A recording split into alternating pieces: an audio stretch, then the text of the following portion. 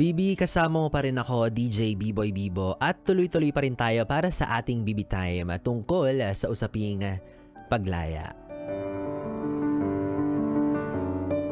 At sa ngayon, nabasahin natin ang ilan sa mga mensahe ng ating mga bibi na nagpadala ng kanilang opinion o experience tungkol sa ating topic for tonight. Sabi ni Carla, "Hi DJ B-Boy, minsan talaga ang pagpapalaya parang pagbubukas lang ng panibagong chance sa sarili mo na magmahal ulit ng iba.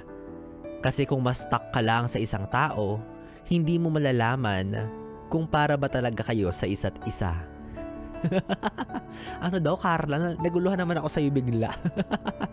Okay na sana, Carla, pero parang bakit naman parang sinasabi mo sa dulo na gusto mong itry muna lahat para malaman mo kung sino talaga yung para sa'yo? Maghunos dili ka naman, Carla. Oo, magtira ka naman para sa iba. Huwag naman lahat susubukan mo. Pero tama yung sinabi mo dun sa unang part. 'Di ba? On a positive perspective, baka nga naman talaga, 'di ba? Pinipilit mo kasi maging tama yung kapiling mong tao ngayon. Pinipilit mo na siya talaga yung para sa'yo. Kahit parehas na kayong nahihirapan. Try mo rin siyang iwan. Try mo rin pakawalan. Try mong bitawan. Try mong palayain. Kasi baka hindi talaga kayo para sa isa't isa. Baka tama si Carla. Makahanap ka nun talagang para sa'yo. Sabi naman ni Mary Mendoza, "Naaalala ko yung anak ko noon. Kinailangan ko siyang bitawan di dahil sa hindi ko siya mahal. Premature ko siyang sinilang.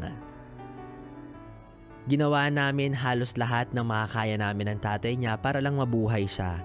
Kaya lang, habang lumalaban kami, parang mas lalo siyang nahihirapan. Akala namin yung pagmamahal namin yung magpapagaling sa kanya, pero parang yun pa yung mas nagpapahirap ng sitwasyon niya. Kaya tumingin kami sa kabilang banda ng pagmamahal namin sa anak namin.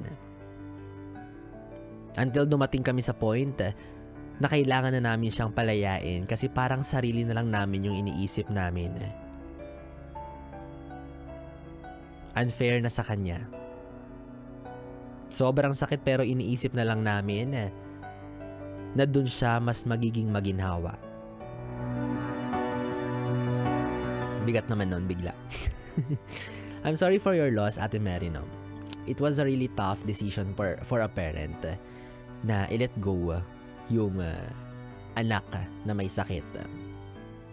Lalo na't alam mo na kailangan na talaga siyang bitawan. 'Di ba? It's a matter of holding on para sa sarili mo, para sa inyo, o para dun sa taong mahal mong nahihirapan. Iniisip mo, kumakapit ka kasi mahal mo siya, ayaw mo siyang mawala. But at the same time, mapapatanong ka sa sarili mo, mahal mo nga ba talaga siya? Kasi kung mahal mo siya, bakit natitiis mo siyang makitang nahihirapan? Bakit ayaw mo pa rin siyang isuko?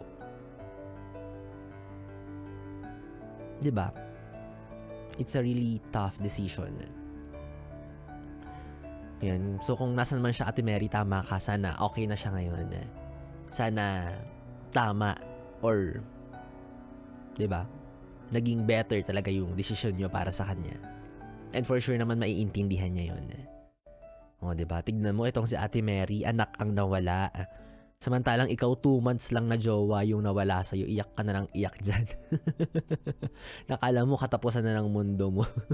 Kaya tigilan mo ako ha, mababaw pa yung dahilan mo kumpara kay Ate Mary.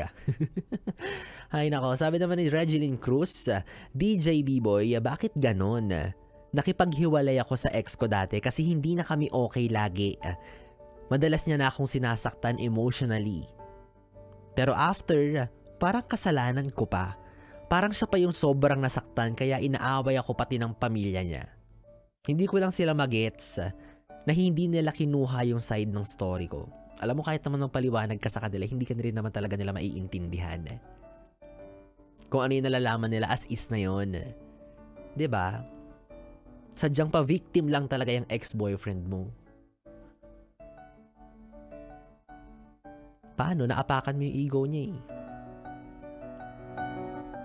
'Diba? Naapakan mo yung pride niya eh.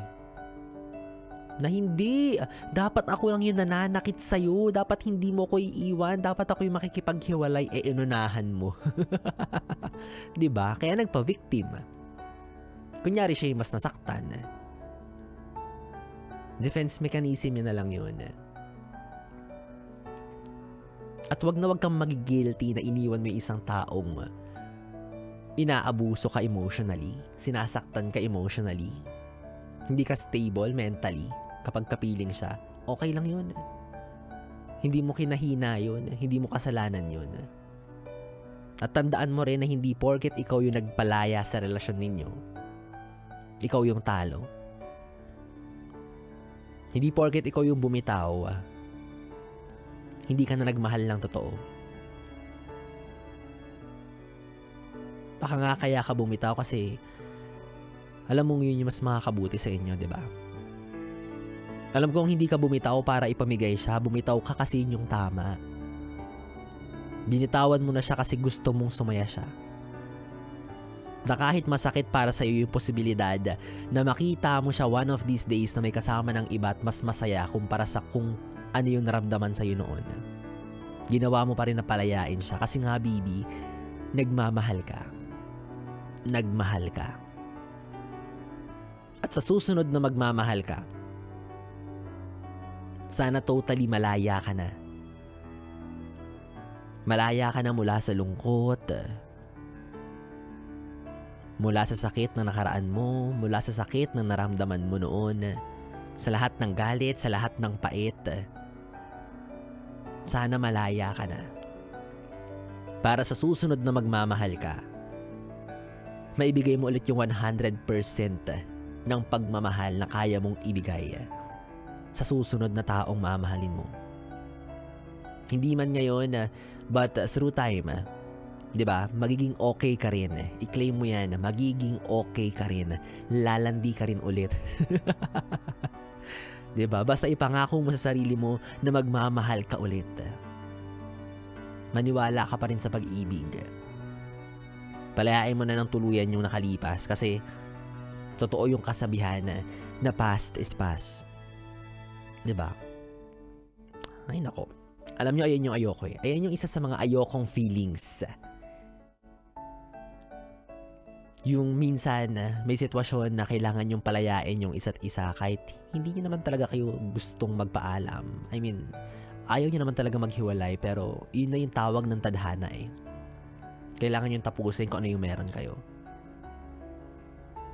'Di ba? Yung mga bittersweet goodbyes na tinatawag. Yung pagpapalaya ng walang samaan ng loob.